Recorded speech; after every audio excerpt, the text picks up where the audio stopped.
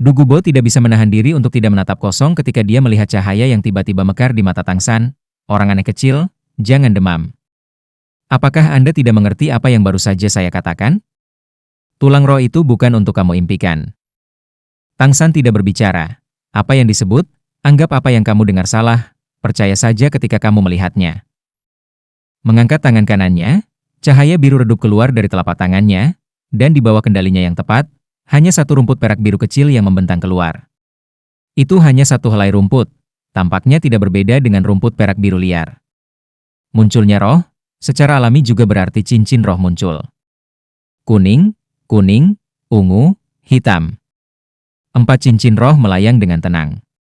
Cincin cahaya kuning cerah dan bersemangat, cincin roh ungu mulia dan mengancam, tetapi cincin roh hitam itu seperti jurang maut, penuh dengan pesona yang menakutkan. Kamu?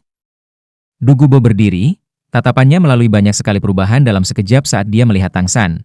Sikap tegas yang tegas tiba-tiba meledak darinya, menekan Tang San dari segala arah.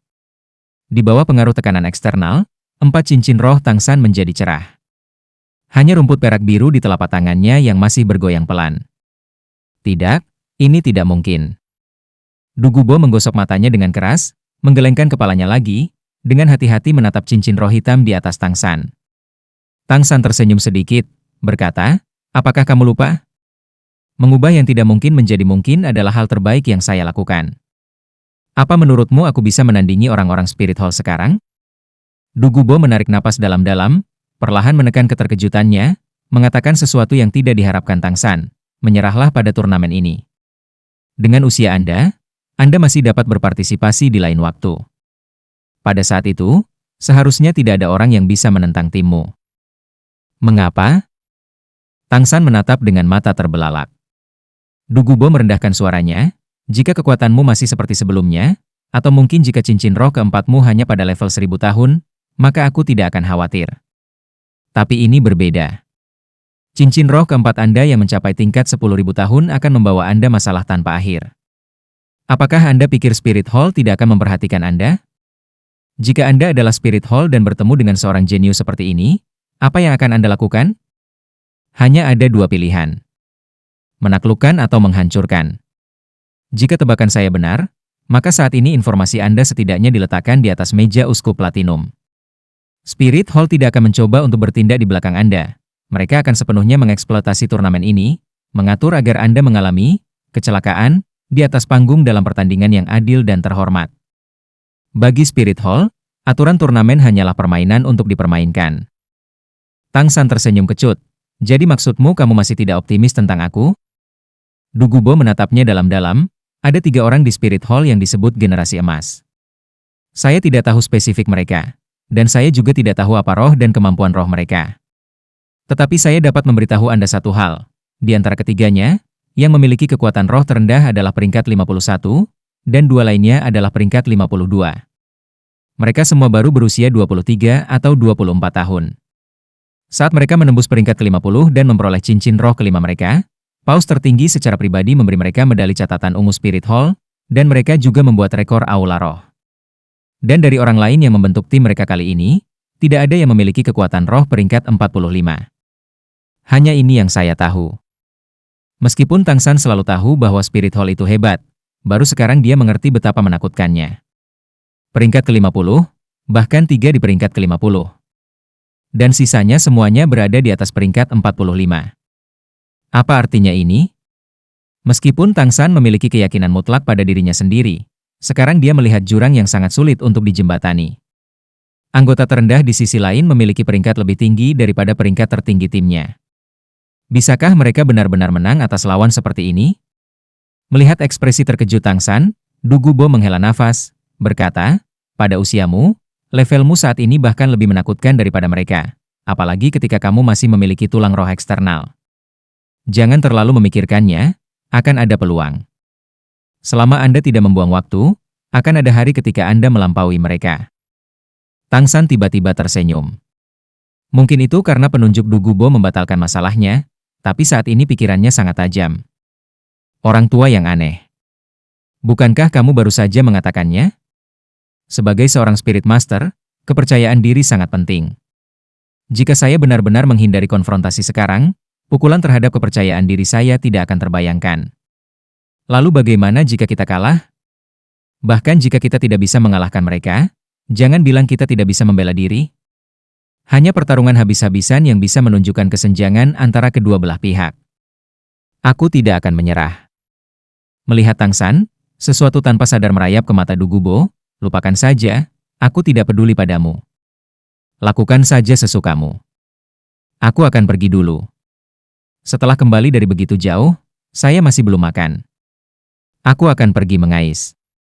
Selesai berbicara, cahaya giok menyala, dan siluet tinggi Du Gubo sudah hilang. Perasaan hangat menyebar. Du Gubo baru saja kembali tetapi datang untuk menemuinya terlebih dahulu. Itu bukan demi Cluster Soul Chasing Life Taking Balls, tetapi karena mengkhawatirkannya. Sekarang tidak ada yang tersisa dari kewaspadaan awal yang intens.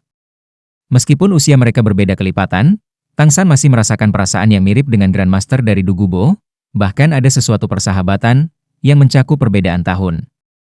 Dengan perginya Du Gubo, hal pertama yang dilakukan Tang San bukanlah berkultivasi, juga bukan untuk merenung, tetapi untuk tidur. 2 hari 2 malam tanpa istirahat sudah lama membebani pikirannya. Tanpa istirahat yang cukup, bagaimana dia bisa mulai menguji penglihatannya? Karena itu, dia tidak ragu-ragu untuk memilih untuk beristirahat, dan terlebih lagi dengan sangat cepat memasuki alam mimpi. Kantor Uskup Platinum yang mempesona, sebuah ruangan luas dengan luas lebih dari 200 meter persegi, diatur dengan segala macam mainan berharga. Salas duduk di belakang meja besar yang agak terlalu indah. Di depannya ada sebuah file yang ditransfer dari Nuoding City. Harus dikatakan bahwa Spirit Hall sangat efisien. Hanya dalam sebulan mereka telah menemukan jarum semacam ini di dokumen tumpukan jerami dengan mencari catatan di Aula Roh di setiap kota. Sudah ke-7 kalinya Salas membaca dokumen ini, tetapi dalam hatinya dia masih tidak berani percaya apa yang dia lihat adalah nyata. Dokumen di depannya adalah profil guru roh, untuk guru roh bernama Tang San. Profilnya sangat detail. Dari pertama kali Tang San mendaftar di Aula Roh, mengkonfirmasi statusnya sebagai guru roh, hingga setiap kali ia menarik gaji guru roh dan setiap peningkatan gelar setelah mendapatkan cincin roh. Semua detail ada di sana. Cincin roh macam apa yang dia dapatkan, kekuatan roh peringkat berapa, bukan ini yang membuat Salas membacanya 7 kali. Alasan mengapa dia berulang kali memeriksanya sebenarnya hanya satu angka yang mewakili usia. 14, baru 14 tahun. Masih beberapa bulan lagi dari 15. Leluhur roh di atas peringkat ke-40. Leluhur roh pada usia 14 tahun. Masih dengan cincin roh keempat di tingkat 10.000 tahun. Menepukkan tangan ke dahinya, Salas benar-benar tidak ingin percaya bahwa itu benar.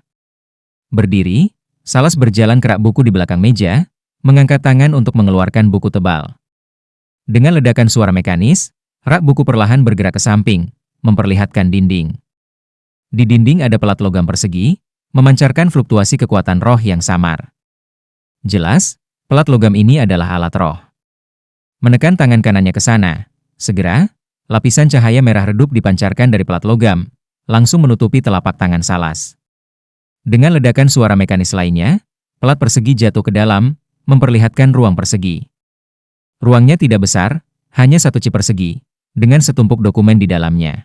Salas hanya mengobrak-abrik dan mengeluarkan file yang ditandai dengan kata-kata Top Secret. Hanya ada 3 lembar kertas di dalam file itu, dengan 3 profil. Salas dengan cepat melihat mereka, dan segera menemukan apa yang dia cari. 15, 16, 16, yang termuda dari ketiganya masih berusia 15 tahun ketika mencapai kekuatan roh peringkat 40. Tiba-tiba menutup file, Salas dengan cepat menutup ruang tersembunyi dengan suara peng. Kembali ke mejanya dengan langkah besar, dia sekali lagi mengambil data Tang San, melihat nomor itu untuk ke-8 kalinya. Masih 1 tahun lebih awal dari generasi emas. Rumput perak biru, roh sampah? Benar-benar menarik. Beruntung dia hanya memiliki blue silver grass. Tapi tingkat pertumbuhan kekuatan roh Tang San ini agak terlalu cepat. Kekuatan roh bawaan penuh blue silver grass. Sepertinya itu harus menjadi variasi. Salas jelas tidak terpengaruh oleh sikap pantang menyerah Kaisar Sueye hari ini. Mengambil pena, dia dengan cepat menulis surat. Di amplop itu tertulis, sangat rahasia, untuk paus tertinggi. Malam tiba, siluet ramping diam-diam memasuki hutan di belakang Akademi Shrek, dengan cepat bergerak di sepanjang jalan yang sudah dikenalnya, membawa kotak kayu. Langkahnya sangat cepat, setiap kali kakinya menyentuh tanah, dia akan terdorong setidaknya sejauh 5 meter. Hanya dalam beberapa saat, dia sudah mencapai pondok kayu di hutan. Tubuh terangkat, diam-diam melintasi pagar, hanya dalam 2 lompatan dia berdiri di depan pintu pondok kayu. Diam-diam pindah ke kabin kayu, bahkan sebelum dia sempat bergerak, sehelai rumput perak biru yang tahan lama telah diam-diam memutar di sekitar kakinya yang panjang. Sebuah suara dingin bergema dari dalam kegelapan. Siapa? Ini aku. Seiring dengan suara manis yang naik, Blue Silvergrass diam-diam mundur, dan Tang San menyalakan lampu minyak di kabin. Kedatangannya adalah Xiao Wu. Dia meletakkan kotak makan siang yang dibawanya di atas meja dan memandang Tang San dengan agak cemas, tetapi tidak menanyakan apapun. Meskipun tidak ada orang lain yang tahu kondisi Tang San dalam 2 hari ini, dia membawa makanan untuknya setiap hari, dan sudut matanya mengungkapkan kekhawatirannya. Setelah bertanya kepada Grandmaster beberapa kali, Grandmaster hanya mengatakan kepadanya bahwa Tang San harus menyelesaikan masalahnya sendiri. Bahkan Grandmaster tidak menyangka Tang San berada dalam bahaya yang lebih besar dari yang dia duga. Di bawah cahaya lampu, wajah menawan Xiao Wu tampak lebih cantik, sepasang mata hitam besar, jalinan kalajengking panjang, dan masih kaki yang agak panjang. Meskipun dia hanya mengenakan seragam sekolah yang sederhana, udara di sekitarnya masih diliputi oleh udara segar dan bersih. Makan sesuatu dulu. Xiao Wu membuka kotak makan siang, mengeluarkan piring di dalamnya satu persatu, 4 piring dan 1 sup, serta beberapa roti kukus. Sangat mewah, dan saat ini masih panas. Ini juga merupakan alasan penting mengapa Xiao Wu bergegas, dia takut makanannya akan menjadi dingin.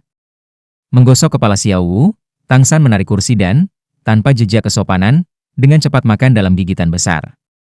Dia telah pergi 2 hari tanpa mencicipi apa yang dia makan, dan sekarang setelah masalahnya telah teratasi, nafsu makannya secara alami kembali. Dia menyapu bersih piring di depannya seperti awan hamburan angin. Menonton Tang San makan dengan sungguh-sungguh, Xiao Wu pertama kali terlihat terganggu sejenak, lalu dengan sangat cepat memiliki ekspresi yang agak tersenyum. Keduanya telah bersama selama bertahun-tahun, bagaimana dia tidak bisa melihat perubahan suasana hati Tang San? Melihat bahwa Tang San telah melewati zona bahaya, hati sanubari Xiao Wu menjadi rileks secara otomatis. Aku akan memberitahumu sesuatu yang bagus. Kekuatan rohku sudah berada di peringkat 39. Tang San agak heran mengangkat kepalanya. Sambil mengunyah seteguk makanan, dia berkata dengan kejutan yang menyenangkan. Begitu cepat, maka mungkin pada final kamu juga akan menembus peringkat ke-40. Bahkan jika kamu belum melakukannya, hanya dengan menembus 1 peringkat kekuatan roh akan sedikit meningkatkan kekuatan. Xiao Wu tersenyum dan menggelengkan kepalanya, berkata, peringkat ke-40 mungkin mustahil pada waktunya untuk turnamen ini. Bagaimanapun, itu adalah hambatan yang harus ditembus. Tapi seharusnya tidak terlalu jauh. Aku akan berusaha sekeras yang aku bisa, jadi kamu juga harus berusaha keras. Pertandingan itu tidak bisa disalahkan pada Anda. Lagi pula, kerja sama kami dengan Tai Long dan yang lainnya benar-benar kurang. Begitu kita mencapai final, Shrek Seven Devils kita bisa naik bersama. Hasilnya pasti akan berbeda nanti. Kami semua akan mendukungmu. Semua orang telah bersama begitu lama, mengalami begitu banyak, juara terakhir pasti adalah kita. Dalam waktu singkat bekerja, Tang San telah menyapu bersih piring-piring itu. Ketika dia tersenyum menatap Xiao Wu dengan tenang membersihkan mangkuk dan sumpit, untuk beberapa alasan dia tiba-tiba tidak ingin berpikir untuk berkultivasi. Kita sudah lama tidak bertukar petunjuk. Anda istirahat dulu, lalu bagaimana kalau kita membandingkan catatan nanti? Tidak ada kemampuan roh dan senjata tersembunyi. Melihat Xiao Wu seolah-olah tersenyum tanpa penampilan tersenyum, Tang San berkata, apakah kamu tidak ingin menggertakku? Benar-benar baik berkata. Hanya saja, bahkan tanpa kemampuan roh, saat ini kamu mungkin masih tidak bisa mengalahkanku. Jika tanpa menggunakan kemampuan roh dan senjata tersembunyi, sebelumnya ketika Tang San dan Xiao Wu bertukar petunjuk, dia akan sering dipukuli olehnya. Soft skill-nya yang sempurna benar-benar terlalu sombong. Jika tertangkap, apalagi level yang sama, bahkan lawan yang 1 level lebih tinggi darinya tidak akan memiliki peluang. Dalam hal kemampuan bertarung fisik, di antara 7 iblis Shrek, Xiao Wu benar-benar tidak kalah dengan Tang San, bahkan di atas Dai Mubai. Xiao Wu cemberut, berkata, tidak mungkin. Soft skill saya telah meningkat lagi baru-baru ini. Kami belum pernah bertengkar fisik seperti ini selama lebih dari setengah tahun. Tang San mengangguk, berkata, lebih atau kurang. Dalam setengah tahun ini semua orang terus-menerus mengebor taktik. Keuntungan dari soft skill Xiao Wu jelas, dan kekurangannya sama-sama jelas. Itulah kebutuhan untuk mendekat, dan ketika menghadapi beberapa master roh yang tangguh, begitu kemampuan roh dilepaskan, mendekati akan menjadi sangat sulit. Bahkan saat teleportasi. Seperti melawan cincin api menentang Huowu yang dapat mendorong lawan kapan saja, soft skill Xiao Wu secara alami tidak akan dapat menunjukkan efek. Tang San dan Xiao Wu juga pernah dengan hati-hati meneliti bagian ini, tetapi sejauh ini mereka belum menemukan solusi yang sempurna. Meskipun mereka bisa menyelesaikannya dengan bekerja sama, kemampuan tempur tunggal Xiao Wu masih belum bisa meningkat secara efektif. Ayo, kita akan mencobanya sekarang. Biarkan saya melihat sejauh mana kemampuan tempur jarak dekat Anda telah mencapai. Tang San tersenyum berkata kepada Xiao Wu. Dia bukan orang biasa, dan meskipun dia baru saja makan banyak, itu tetap tidak akan mempengaruhi sedikit olahraga. Keduanya pergi keluar, saling berhadapan di bawah cahaya bulan yang tampak tersenyum. Kalau begitu aku akan mulai. Datang. Tang San tersenyum menekuk jari pada Xiao Wu. Kekuatan semua orang telah meningkat, dan jalur membingungkan bayangan hantu Tang San secara bertahap mencapai tingkat kesempurnaan seiring dengan kemajuan keterampilan surga misteriusnya. Meskipun kemampuan tempur jarak dekat Xiao Wu sangat kuat, selama dia tidak membiarkannya cukup dekat untuk menggunakan kekuatan, apa gunanya kekuatan yang lebih besar? Karena itu, Tang San pada dasarnya tidak percaya dia bisa kalah. Xiao Wu pindah. Dia benar-benar sangat cepat, bahkan sebelum dia melihat kakinya menekuk, dia sudah muncul di depan Tang San dalam sekejap. Jalinan kalajengking panjang di belakangnya dicambuk, menutupi area yang luas, dan dia secara bersamaan mengulurkan tangannya, memeluk leher Tang San. Tang San dengan cepat mengambil 3 langkah, tubuhnya berkedip-kedip berturut-turut seolah-olah ilusi, tubuh bagian atasnya secara bersamaan membungkuk ke belakang, dengan sangat cerdik menerobos jangkauan serangan Xiao Wu. Dia tidak menyerang, tetapi dengan cepat mundur menggunakan Ghost Shadow Perplexing Track. Xiao Wu secara alami tidak akan berhenti begitu saja. Tubuh bagian atas tiba-tiba membungkuk, langkahnya semakin cepat, dan dengan sedikit goyangan tubuh bagian atasnya, Tang San hanya merasakan sesuatu yang mekar di depan matanya. Pada saat itu, tubuh Xiao Wu tampak menjadi ilusi, seolah-olah 3 darinya muncul secara bersamaan. Jika dia tidak terlalu akrab dengan kemampuan roh Xiao Wu, Tang San akan percaya dia telah menggunakan kemampuannya. Tetapi alasan memberitahunya bahwa itu bukan kemampuan roh apapun. Alasan mengapa 3 siluet tiba-tiba muncul adalah kecepatannya. Pada saat yang sama ketika 3 siluet muncul, kecepatan Xiao Wu telah mencapai tingkat yang menakutkan. Meskipun tidak bisa dibandingkan dengan teleportasi, dia telah menarik jarak ke Tang San hanya dalam sepersekian detik, 3 siluet, 2 kosong dan 1 nyata, mengelilingi Tang San sekaligus. Jalinan kalajengking dicambuk sekali lagi. Sangat cepat. Tang San tersentak kagum, tetapi kakinya tidak berhenti. Jika Ghost Shadow membingungkan track bisa dipatahkan dengan mudah, maka itu bukan pengetahuan rahasia sekte Tan. Sebagai keterampilan pendukung untuk senjata tersembunyi, keterampilan ringan selalu sangat penting di sekte Tang. Melihat tubuh Tang San juga menjadi ilusi, benar-benar seperti bayangan yang berkedip beberapa kali, dia jelas melarikan diri ke kiri, tetapi sebenarnya tubuhnya sudah pindah ke kanan. Xiao Wu, bertekad untuk menang, masih hanya menerkam udara kosong. Berhenti sejenak, Xiao Wu dengan marah menatap Tang San, apa yang kamu lakukan melarikan diri begitu cepat, aku tidak akan memakanmu. Tang San menyeringai, berkata, apa yang salah dalam berlari ketika saya tidak bisa menang? Jika Anda memiliki keterampilan, tangkap saya. Xiao Wu mendengus, kalau begitu aku akan menggunakan kekuatanku yang sebenarnya. Saat berbicara, tangan kanannya menarik kepang kalajengkingnya. Aku tak sabar untuk itu. Tang San menggodanya. Datang. Satu tangan Xiao Wu memegang kepangnya, tubuh bagian atas bergoyang sekali lagi, dia menyerang langsung ke Tang San. Tepat ketika Tang San menyiapkan trik lama yang sama, sekali lagi menggunakan Ghost Shadow Perplexing Track untuk menghindar, Xiao Wu tiba-tiba bergerak. Jalinan kalajengking terlempar, tiba-tiba terlepas. Jalinan yang awalnya panjang tiba-tiba menjadi seperti awan hitam yang menyelimuti Tang San sepenuhnya. Meskipun Tang San cepat, semua ini benar-benar terlalu tiba-tiba. Dia hanya melihat penglihatannya menjadi hitam, dan dia tanpa sadar mundur. Jalinan kalajengking itu sendiri bisa disebut alat Xiao Wu untuk memperpanjang jarak serangannya. Ketika itu kepang, panjangnya lebih dari 1,60 meter. Tetapi sekarang tiba-tiba terbuka, panjang kepang itu tiba-tiba melonjak hingga 2 meter dan berubah, membuat Tang San salah menilai jarak.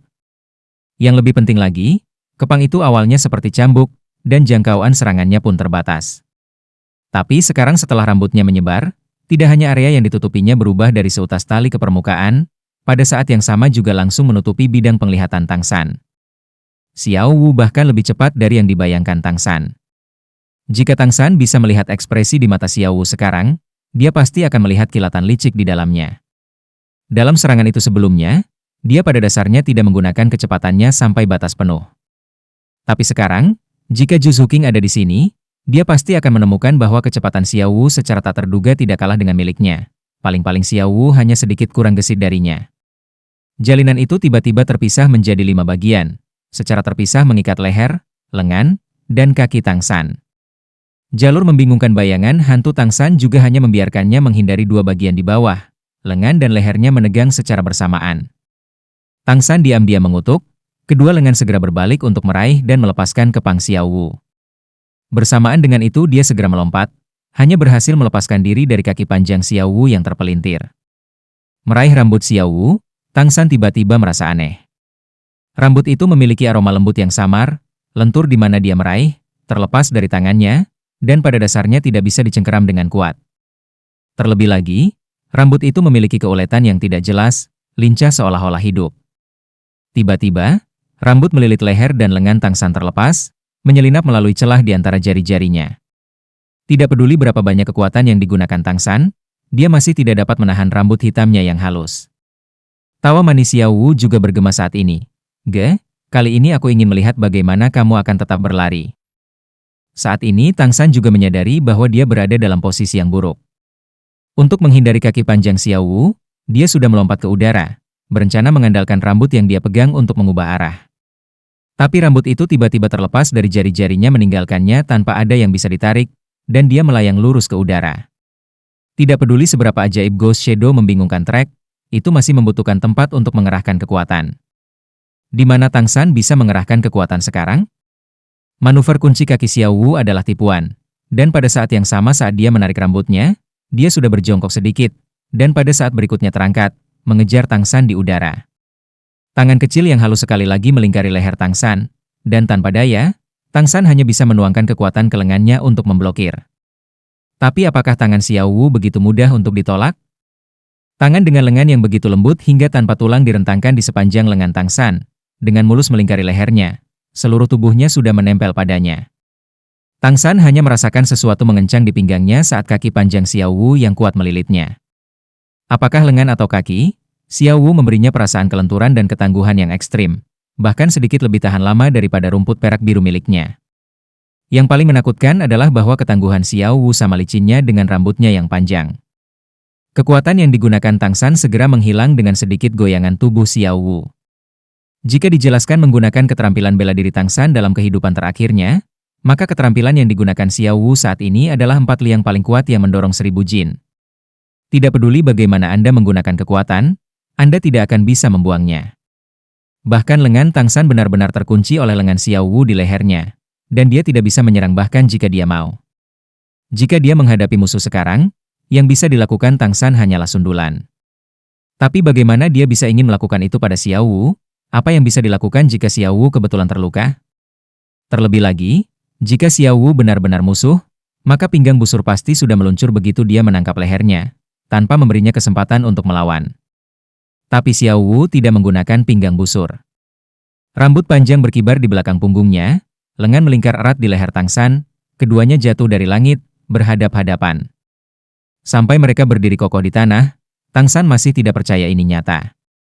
Melihat Xiao Wu hampir dalam jangkauan, menghembuskan napas dengan harum, dia tidak bisa menahan diri untuk tidak bisa berkata-kata. Tang San yakin dia benar-benar tidak ceroboh. Dia tahu kemampuan tempur jarak dekat Xiao Wu, dan dia telah menggunakan Ghost Shadow Perplexing Track sejak awal. Tapi akhirnya masih berakhir seperti ini. Kuncinya adalah rambut panjang Xiao Wu dan perubahan di tubuhnya. Pertarungan jarak dekat Xiao Wu jelas menjadi lebih kuat, tetapi ini sepertinya bukan sesuatu yang diberikan padanya oleh cincin roh. Tang San sangat penasaran dengan apa yang sebenarnya dia lakukan. Saya telah menang. Xiao Wu cekikikan menatap Tang San. Kakinya memutar di pinggangnya tidak melepaskan, keduanya bersentuhan begitu dekat sehingga mereka bisa mencium napas satu sama lain.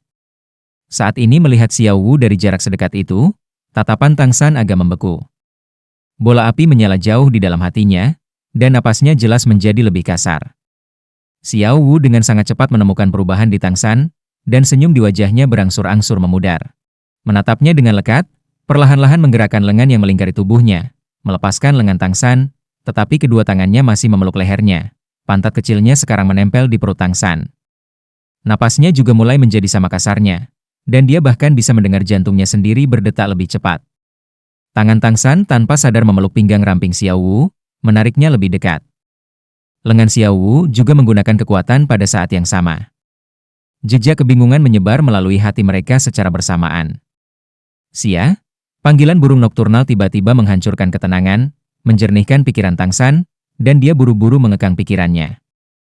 Dia adik perempuanku, apa yang aku lakukan? Tanpa sadar melepaskan tangan menarik pinggang Xiao Wu lebih dekat, Tang San agak panik meraih bahu Xiao Wu, memiringkan kepalanya. Xiao Wu, bagaimana kamu melakukannya? Kemampuan tempur jarak dekat Anda tampaknya telah tumbuh jauh lebih kuat.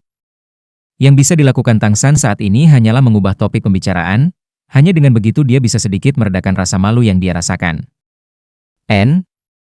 Merasakan suasana hati Tang San yang mendingin, Xiao Wu juga berangsur-angsur menjadi tenang. Tapi dia masih tidak mau berpisah dari kontak dengan Tang San pada saat ini. Meskipun kakinya terlepas dari pinggang Tang San, dia masih memeluk leher Tang San, tubuhnya bersandar padanya, kepalanya bersandar di bahu Tang San. Wajahnya secara alami menampilkan ekspresi tersenyum samar. Tang San ingin mendorong Xiao Wu, tetapi juga tidak tahan.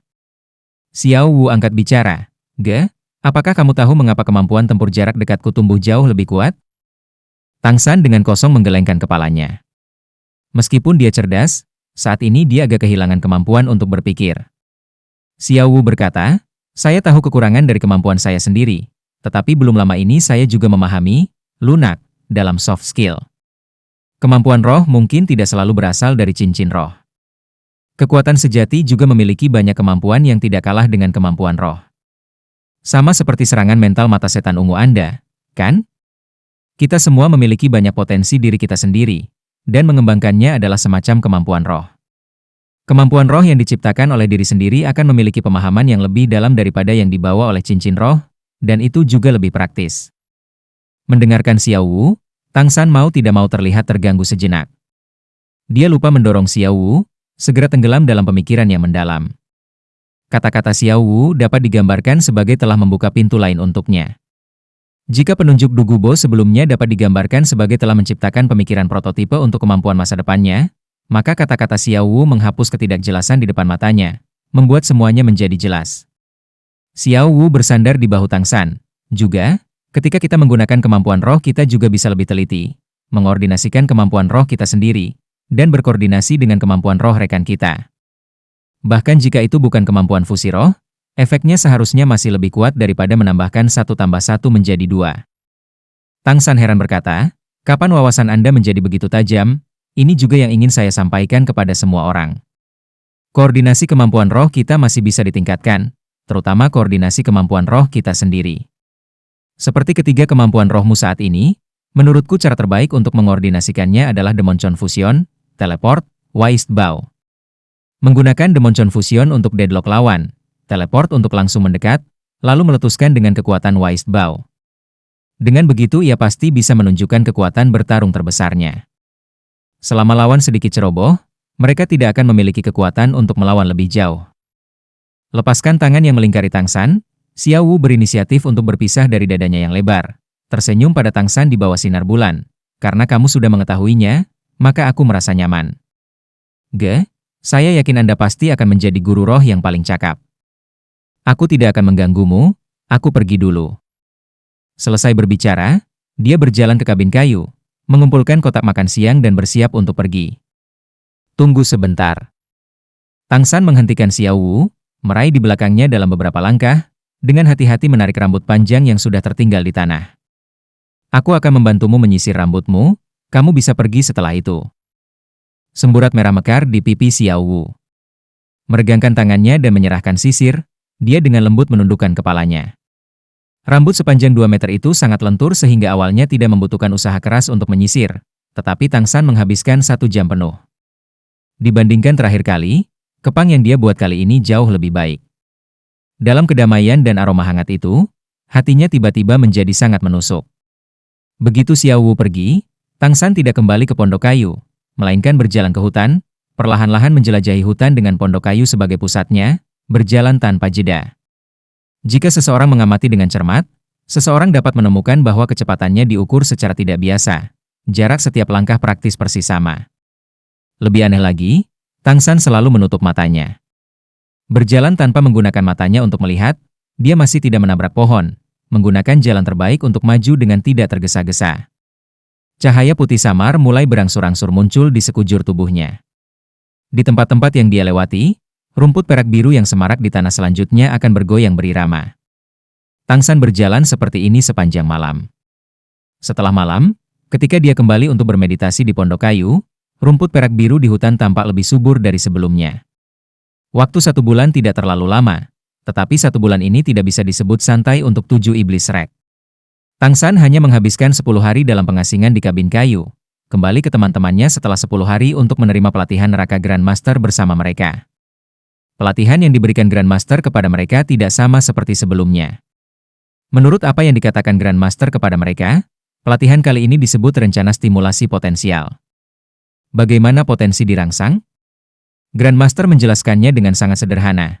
Semakin besar tekanan, semakin besar daya dorong, semakin mudah untuk merangsang potensi mereka. Oleh karena itu, rencana stimulasi potensial ini terdiri dari pertempuran terus-menerus. Shrek Seven Devils tidak menghadapi banyak lawan. Hanya 1. Sudut pembantaian, Liu Erlong. Kekuatan roh Liu Erlong bukanlah yang terkuat di akademi.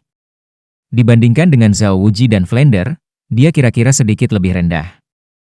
Tetapi dalam hal kemampuan bertarung, baik Zhao Wuji maupun Flender tidak akan berani menghadapinya. Metode serangannya sepenuhnya terdiri dari penindasan mengamuk semacam itu, sama paniknya dengan gunung berapi yang meletus. Dia pada dasarnya tidak akan memberi lawannya kesempatan untuk mengatur napas. Sebelum Tang San muncul dari pondok kayu, Dai Mubai dan yang lainnya setiap hari akan mempelajari seluk-beluk masokisme di bawah serangan deras Liu Erlong. Tetapi setelah kembalinya Tang San, situasi ini berubah. Meskipun mereka masih dipukuli, itu tidak sedap dipandang. 7 sebagai 1. Tang San berteriak keras, dengan cepat mundur. Saat ini dia sudah benar-benar tidak bisa bernapas. Api besar berbentuk naga raksasa yang menyembunyikan langit dan menutupi bumi keluar. Meskipun dia kebal terhadap api, kekuatan dampak luar biasa yang terkandung di dalamnya api itu bukanlah sesuatu yang bisa dia tahan.